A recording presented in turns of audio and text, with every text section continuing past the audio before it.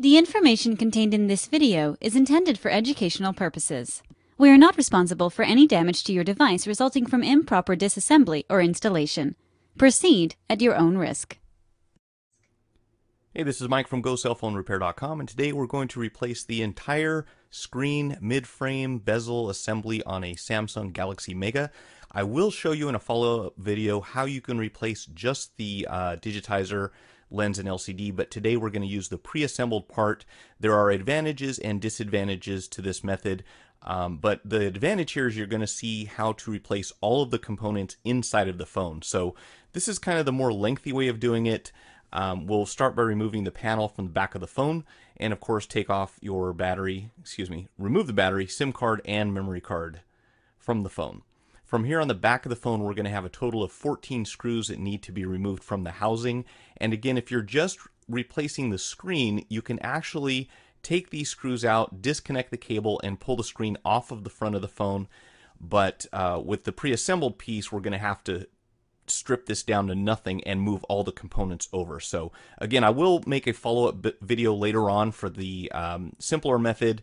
It's not as reliable if you're not an experienced technician, but this is a way to have a nice shiny new bezel on your phone. So you can also use this video to remove the charging port and all the other components. So you see I started down here at the corner, and it's pretty easy to get between this little plastic piece and the front screen. The main thing here is you want to use a very small, very thin tool that's flexible, and make sure that you skip over the parts like the power button, volume control buttons, charging port, and headset jack. We want to make sure that we do not put any stress on those components while we're working our way around. So you'll notice that I just kind of skip over a couple places and just go very shallow here, and it'll all unclip. You might have to wiggle it just a little bit to get it off of the back housing, but once you remove this, we will have the logic board exposed, and you can see there's an antenna wire running from the top motherboard to the daughter board on the bottom, and a flex cable that connects those two, in addition to several flex cables that are connected to the logic board on the top end. So we're going to go ahead and begin by disconnecting those first.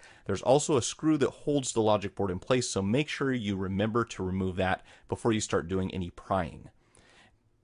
Down here at the bottom, we're going to disconnect the daughter board. There is one extra cable there that connects it to the phone, and then this long piece that goes from that up to the motherboard. And the cool thing about this phone is we've got a little bit of adhesive underneath this bottom board, but if you disconnect those two flex cables and the antenna wire, you can actually replace the charging port. So that's the cool thing about this phone. No soldering required. If your charging port is broken, all you need to do is replace this entire piece down here at the bottom. So we will go ahead and unplug this. You do not necessarily have to disconnect this antenna wire, but I'm going to go ahead and disconnect it here so that you can see that is a complete modular component. You can take that off and remove it anytime you like.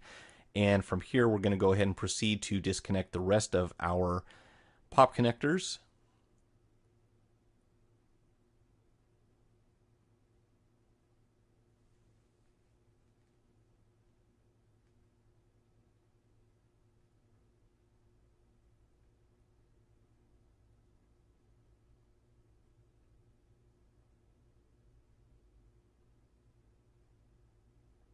And then, of course, we want to make sure that we take this little black screw out from the center of the board.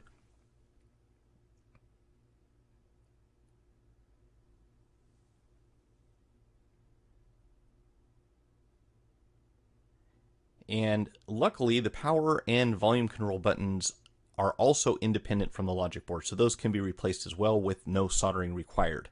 At this point, I'm just going to gently pry under the side of the logic board. It is situated in there pretty well, so it kind of feels like you have to pull against it just a little bit, but again, make sure that all of your cables are disconnected and you don't tear anything in the process. That will lift right out. We'll go ahead and leave the antenna wire plugged onto the top and set that aside for the moment. Next thing we want to do is transfer all of the internal components from this mid-frame to the new housing.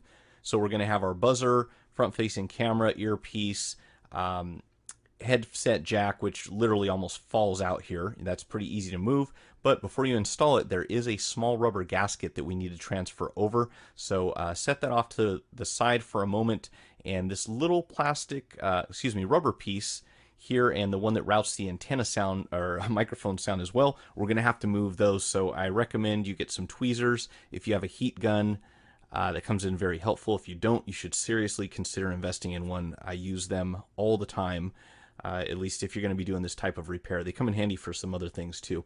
So we'll go ahead and transfer this little rubber rectangle over to the new housing, and then we can go ahead and put the headset jack in place. And you will find they have a little bit of adhesive underneath them, so make sure you don't tear those little rubber pieces as you pull them from the old screen. And up here we have a screw that holds a retaining plate in that goes over the proximity sensor and front-facing camera. So we'll take this screw out, and you'll see here shortly I'm going to zoom in a little bit, or at least change the angle so you can get a look at this piece.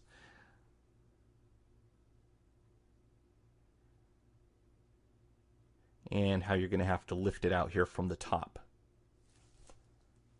Alright, so we'll set that aside, and now we've got everything pretty much exposed. At this point, you can actually pull the front-facing camera out. There's not much holding that in place, but there is some adhesive underneath the earpiece, and this is a very interesting design. You have to kind of fold the earpiece over to the side. You can see I'm taking the front camera out here any second now. And if you lift up here on the earpiece itself, I found that a blade actually worked best because there's a very narrow gap between the speaker and the frame itself. So you just want to get under here and get this started. And once it starts to come up, you can kind of pull it out. Be careful not to cut anything, obviously. And I believe there was a little bit of adhesive on the proximity sensor, but this actually kind of lifts up and folds over to the left-hand side from this angle, and underneath it you're going to have, there I went ahead and removed the camera, but underneath here you're going to have a small rubber gasket that actually sits on top between those two places where it folds in half. So you have to make sure you get this rubber piece out before you can pull out the entire assembly.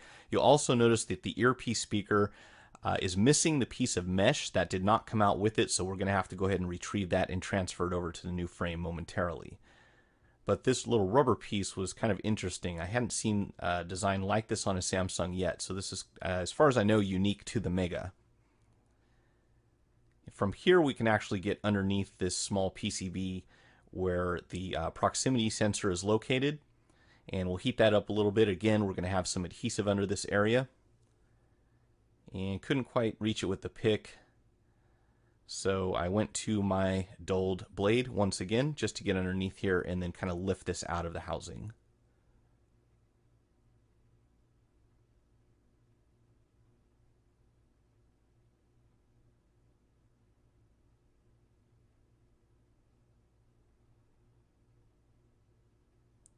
Alright, so we'll take this out and go ahead and move it over.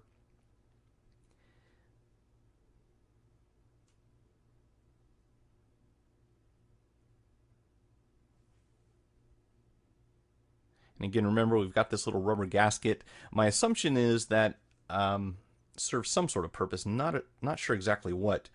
But again, we've got the mesh piece here that stayed inside the housing. So you want to heat this up, go in with a fine tip pair of tweezers, and try to take this out all in one piece without tearing it, of course, and preserve the adhesive as much as you can.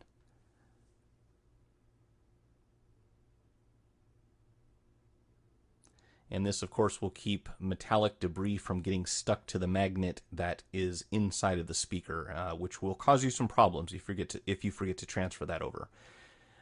We've got a routing mechanism here, this little rubber piece for the microphone at the top. So that will have some adhesive. You'll want to heat this up. And again, try not to tear this in the process.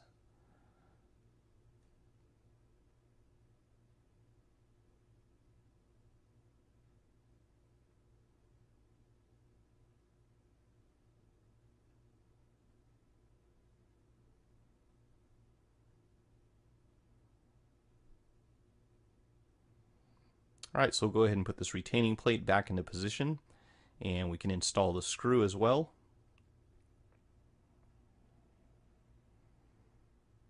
after we put the front-facing camera in.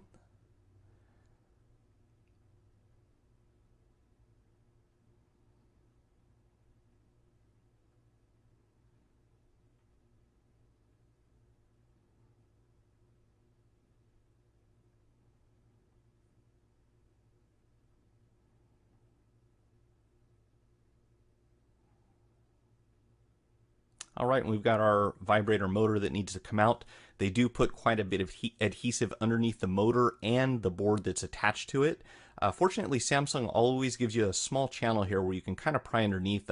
Ice pick works out really well. And then, of course, we don't want to pull it out too far because it is attached to this other piece. So, again, a liberal amount of heat, and take your time, be patient. You want to get underneath this cable and the PCB board that's attached to it.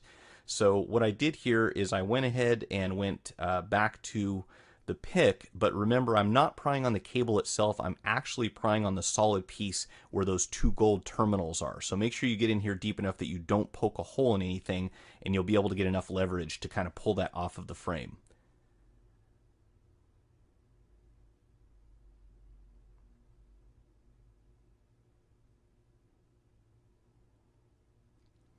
All right, so now we've got our power button, our volume controls, and just one more piece at the bottom that are going to have to come out.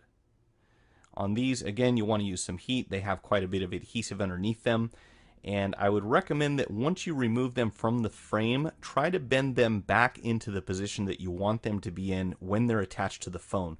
When I get to the power button here, I want to explain something that happened. And I was able to get under this best with the iSesamo. You can also use a dulled blade, but again, just be very careful. You don't want to put any stress on these cables, but you do want them to sit flat, flush against the inside frame, so that way when we put the housing on the back, we don't snag them.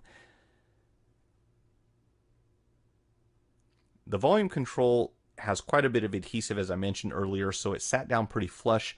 My experience was a little bit different on the power button. So after I heated this up and I took it off, it wanted to kind of hang out and flop around. And unfortunately, you cannot add adhesive to these buttons. Initially, I had added some new adhesive to the frame to stick the power button down, and when I put the phone together, the power button would not click. And this is not a super thick adhesive either, so there's not a lot of room on the inside. These are very precise. At this point, if you find that it's sticking out, I would just try to bend this into a position where it stays stuck against the side of the phone. Again, the main objective here is to make sure we don't snag anything when we install the rear panel, but you really cannot build up the adhesive underneath here because it will prevent the power button from working. So you'll see what I mean here is kind of sticking out a little bit. I had to pull that off and just kind of bend it back into shape.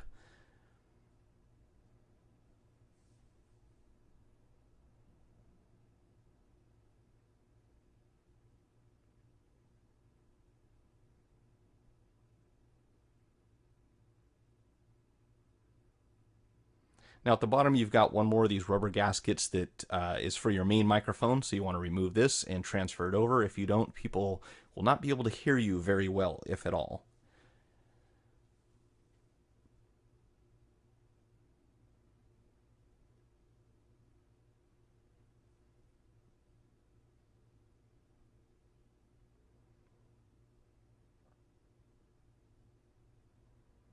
And from here we just want to make sure we go ahead and move the barcode label over to the new housing. And again, one more thing that a heat gun comes in handy for, if you want to move these labels, you do have to heat them up or they tend to tear. So we want to keep this information about the phone with the phone itself. So you see a little bit of heat goes a long ways.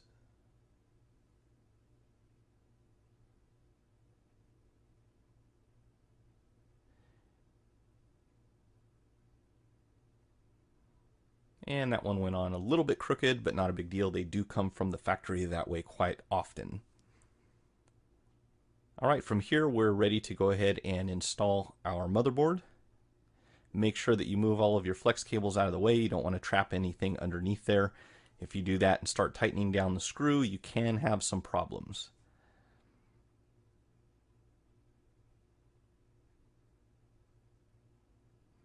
And this the antenna wire needs to route down the channel on the side of the board. You'll see a close-up here or at least an additional view. Once we get this screw installed, I like to put the screw in before I attach the flex cables. That way we make sure we're not putting any stress on the cables themselves or selves. Go ahead and plug in your connectors at the top.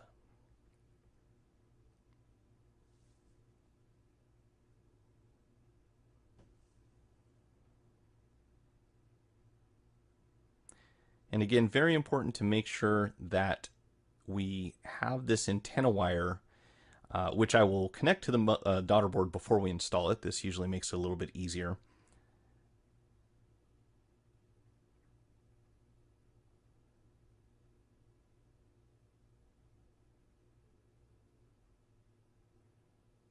And that flex cable actually goes under the board, wraps around, and plugs in on top. Just like so. And most importantly, make sure that you have this antenna wire inside the channel next to the battery compartment. Failure to carry out this step properly means you will pinch your antenna wire, and it doesn't take a lot to damage these. So you want to be absolutely certain that you get that antenna wire in the correct location. From here, we'll put the back of the phone on, and this will snap together all the way around.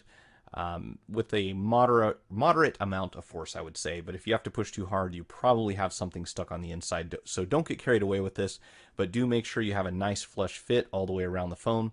From here, we can go ahead and put the SIM card and the battery back inside, test the functionality, and we should be good to go.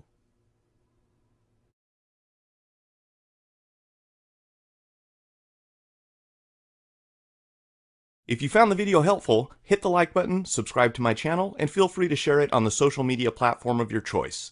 For more information, visit us on the web at GoCellPhoneRepair.com. Thanks for watching.